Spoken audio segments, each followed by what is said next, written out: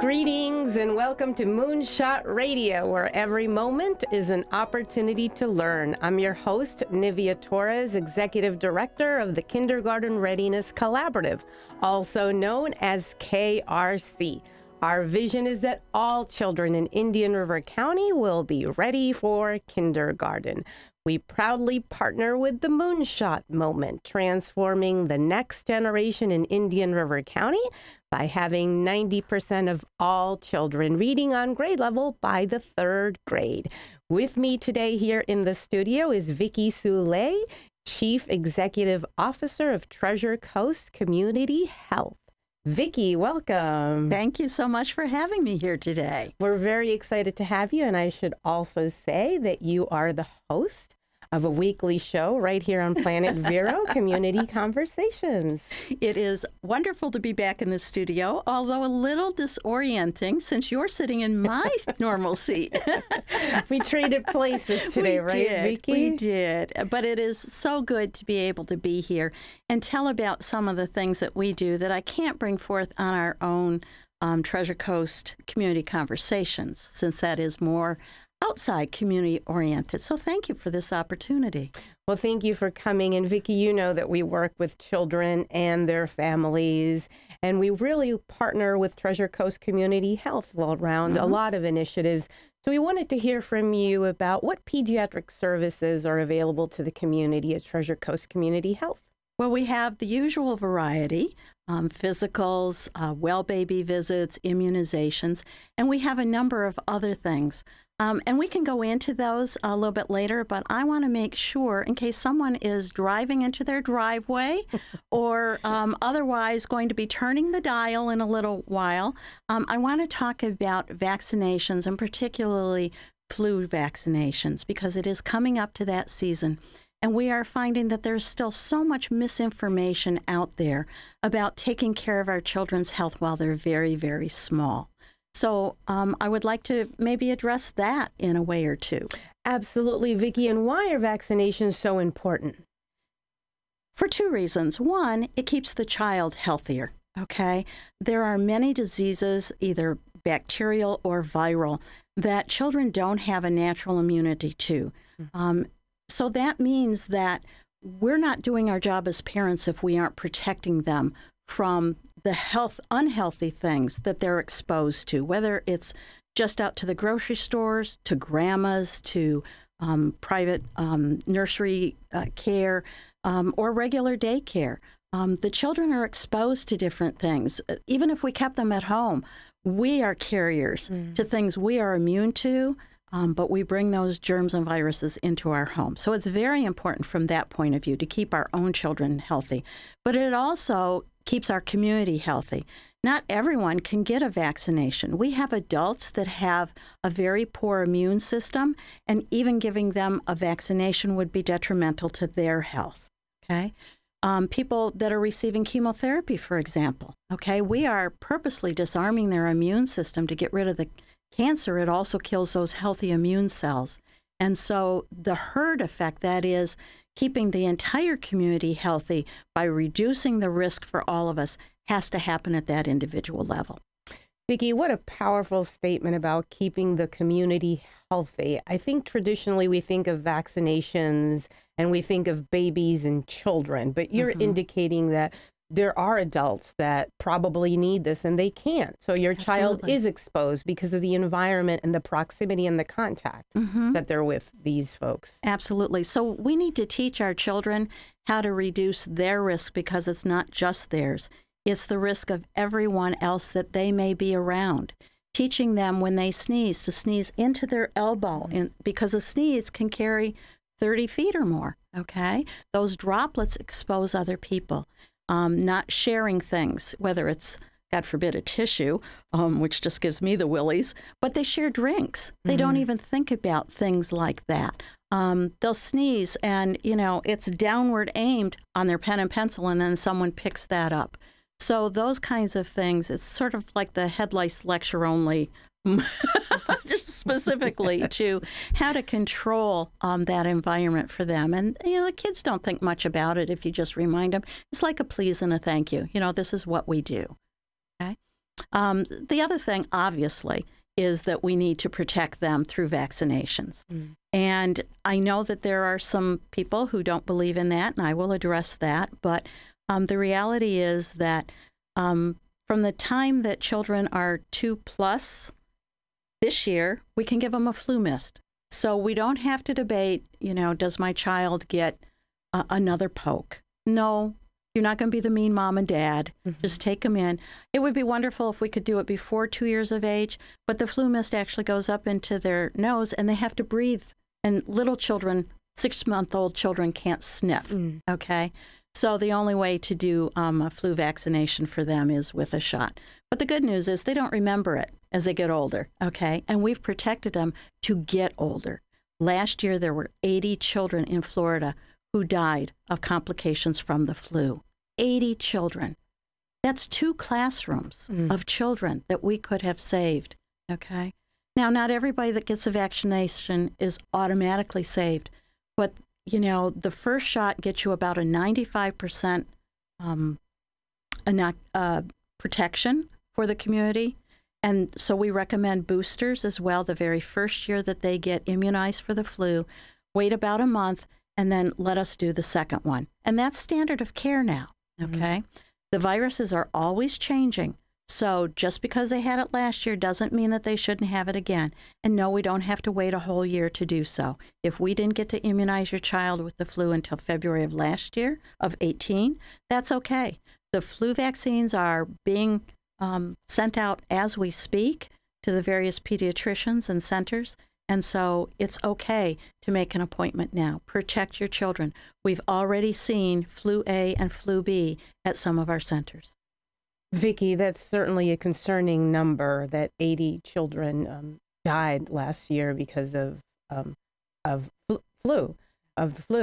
Share with us any other precautions that families should take now that we're entering the flu season. Any other considerations? Well, let's get rid of some of the myths, okay? We have a population that still believes, and it's incredible to me because there's been so many scientific knowledge improvements over the last 30 years, but sometime in the mid to late 90s, a physician tried to pair a correlation between getting your children an immunization and autism. They seemed to think at that time, this individual promoted the idea that the preservatives in the immunization material caused autism. It did not. Not only did it not, scientifically, we proved it. The Institutes of Medicine, disproved it in 2004. And yet we still have individuals who claim, I don't want to do that. I don't want to take the chance. There is no chance. In fact, that physician was disbarred because it was a fraud. It was a hoax. It was poorly done material. He jumped to a conclusion he could not scientifically prove at the time, nor does it have any bearing. It is a myth that continues. And I'm the first one to say, I don't want to do anything to harm my children or grandchildren. Not one thing. But when you measure the risks versus the rewards, I'm going to be the mean mom that says, yeah, I know it hurts for a nanosecond, but it keeps me keeping you safe, okay? So that's one of the things that I think people have got to understand. And it's not too late. If you decided when your child was born that you didn't want to have them immunized against the normal childhood diseases or other things, then it's not too late. You can have them come in and get the immunizations as a catch-up, and that will still protect them going forward in their lifetime. Vicki, I'm so glad you brought up the issue between autism and vaccinations. We get that concern a lot, and there are parents who bring this up.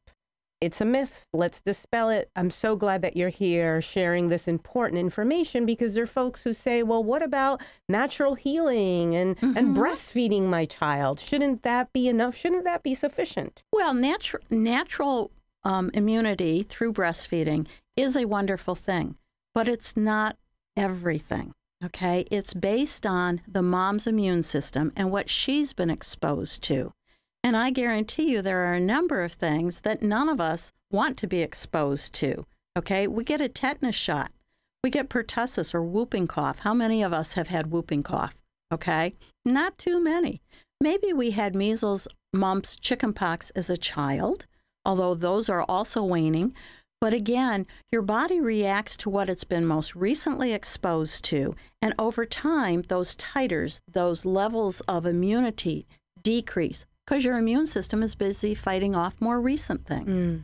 So even though you may have an immunity to it, and when you are exposed to that, again, your titer will peak up.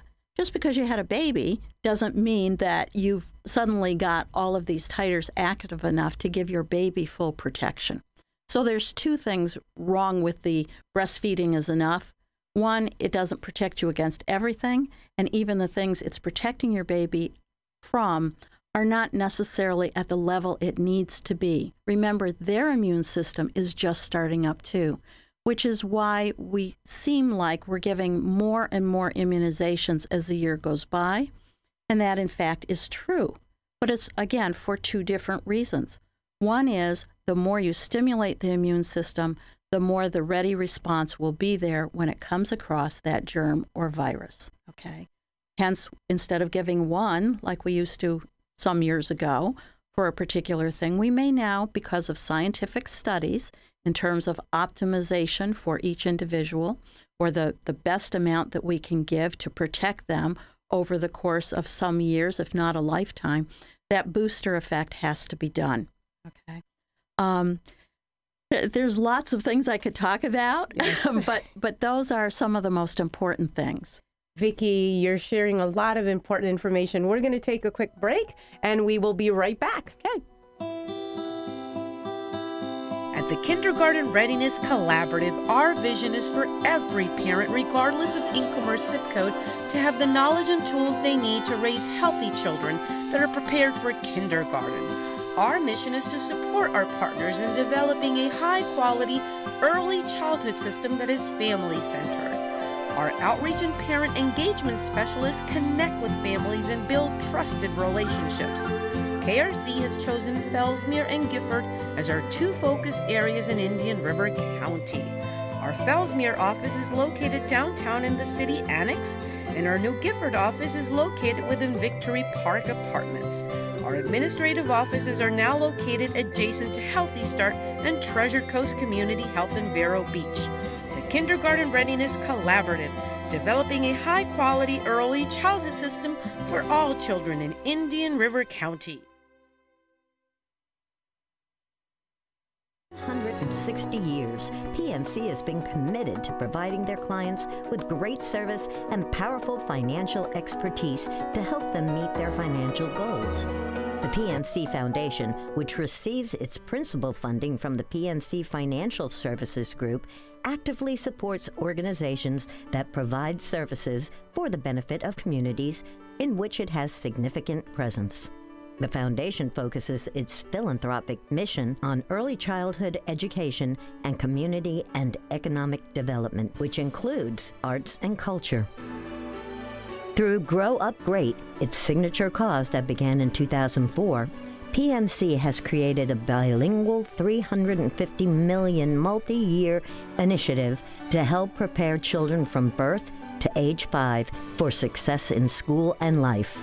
For more information, go to pncgrowupgreat.com. Are you becoming a realtor, contractor, mold remediator, guardian? In the state of Florida, these and many other industries require a Level 2 live scan background check for clearance to work in your industry. A1A Fingerprints is your certified live scan source from Broward to Brevard. And if you're a medical provider, you need to be registered on the ACA web portal. A1A Fingerprints will help you navigate and comply with the law. Call 772-494-6556 or visit a1afingerprints.com. A1A Fingerprints.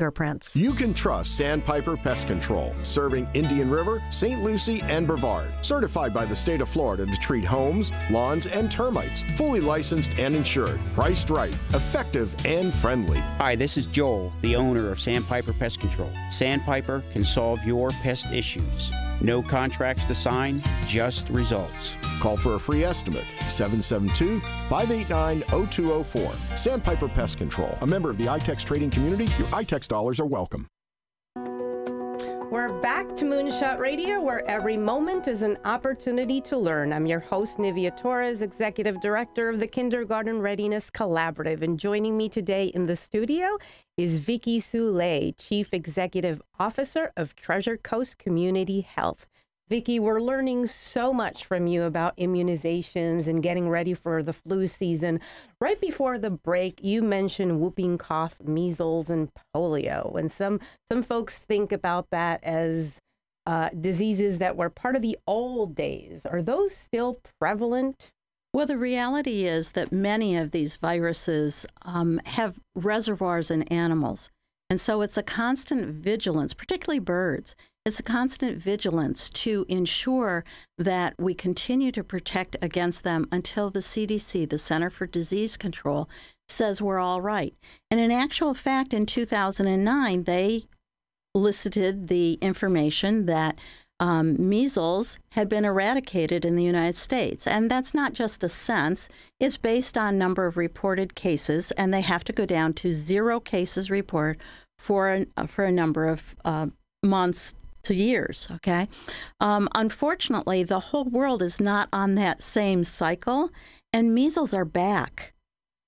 Mumps were back last year. There were 2 college teams, sports teams, lacrosse, I believe, that quarantined themselves because they all had the mumps. Could you imagine having the mumps, big jowls, and feeling of fatigue, a fever, all the rest of it that goes with a childhood illness when you are a young adult? It's terrible. So that's why we continue to say, immunize your child, okay? Protect them. The whole world is not on the same schedule. And as a matter of fact, in Europe, they're having a terrible outbreak of measles right now. And it's almost reminiscent of the flu pandemic that we had 100 years ago this year, okay, where over 675,000 Americans died from the flu because we didn't know about all of those things. We didn't have any tools to diagnose. We didn't have any preventive measures because we didn't know what caused it. We didn't have any treatments like our antivirals now. So I am not saying that measles is going to be pandemic here. However, I do want to caution people that they never really go away. Even polio, the Rotarians, the international group of Rotarians worldwide have been fighting polio, even with the assistance of the Bill Gates millions. And there are still 3 countries over there, not in Europe, but even further, that they just can't get their arms around. They keep having sporadic outbreaks. And as long as it's there, we have to keep protecting our children. It's our future generation. And I know nobody wants to be mean. I know how awful it feels to have your child crying in pain. But understand, it is momentary. Imagine the loss of a child. So if you're a parent, a grandparent, a child care provider, take all the necessary precautions and make sure you get your child immunized. The CDC has given great advice through the Food and Drug Administration and multiple scientific studies so that there is a standardization of what should be given at what intervals. And it does start young because we want to protect our children. And it's not too young and it's not too old. So again, if you were what we might call an anti-vaxxer, okay, who doesn't believe in it, and now have a child who's 8 or 10 or 12, go talk to your pediatrician about a makeup schedule, even if it's only select things, okay? I'm not endorsing that you only half protect your child. I don't think any parent would do that and say, well, only run out into our street, not the highway, okay? But go and have that conversation. It's best if you do it early to give them the ultimate protection as early as possible, but it's never too late. Vicki, we work with a lot of families that have limited resources. What if families say, I just can't afford? There's no such thing, okay? At Treasure Coast Community Health, we have insurance-provided vaccines, and we have Vaccine for Children, which is a Department of Health initiative to make sure no child goes without a vaccination. It is free. Free. Please bring your child in. Even the visit will be on a sliding fee scale at Treasure Coast Community Health. Okay? So I hope that folks who are listening to this Me too. very closely, it's free at Treasure Coast Community Health. And Vicki, share with us other services that you're providing at Treasure Coast Community Health that benefit the entire community. Well, we have a lot of different services. I'm going to stay focused on the children aspect. We make sure that all the children that come into our medical services also get a quick dental exam. We teach the parents how to keep their teeth clean while they're still infants, so that by the time they get to 3 or 4 or 5, whenever they actually get into an official big boy dental chair or girl, that they still have a good, healthy mouth. So we advise them on nutrition, as most pediatricians do. But they actually get the fluoride in our office. They get to meet our hygienist. We do warm handoffs so that it's not so scary. They can do a tour of that. We do the same thing for our children that have attention deficit disorder or ADHD, hyperactivity, so that, again, it's a one family kind of approach to it. And within the pediatric arena, we're doing a couple of things that we have responded to community need. One is we have a wonderful male pediatrician who's doing circumcision on our newborn boys up to 15 days old. And again, that's important because not all the Medicaid insurances will cover that. So again, we have that on the sliding fee scale so that we can offer those boys and through their mothers and fathers good hygiene and lack of infection as they grow up, because you certainly wouldn't want to be taking a 5-year-old in for a surgical procedure, which might be traumatizing just going to the hospital when they could easily have it done. The other thing is we have a number of women who deliver prematurely, low birth weight babies. And because of the prematurity, we know that the lungs are the last to develop. And we have offered an injection that's very expensive and very, it's unheard of in this county because it's usually specialists that take care of it. We inject those babies once a month with just a little bit of material that helps them fight off any infections from RSV, respiratory virus, in their lungs. So that, again, gives them a boost. And we also offer allergy shots based on the allergist's prescription so that people don't have to go out of town in order to have their children receive the services that they need. You know, typically allergies go for a year in terms of those shots, and that's a lot to drive out of county 2 or 3 times a week. Vicki, thank you so much for sharing all this valuable information with us. And I really want to thank you because we have benefited from the partnership, and there are families in both Fellsmere and Gifford that are taking advantage of the free dental and vision screenings for their little ones. That too. So thank you so much. And we really love getting the appreciate books, so thank you very much. We're promoting reading everywhere we can. We're supporting the community together. Absolutely. Thank you, Nivea. Thank you for joining us, Vicki. And until next time, this has been Moonshot Radio, where every moment is an opportunity to learn. You've been listening to Moonshot Radio with your host, Dr. Nivea Torres.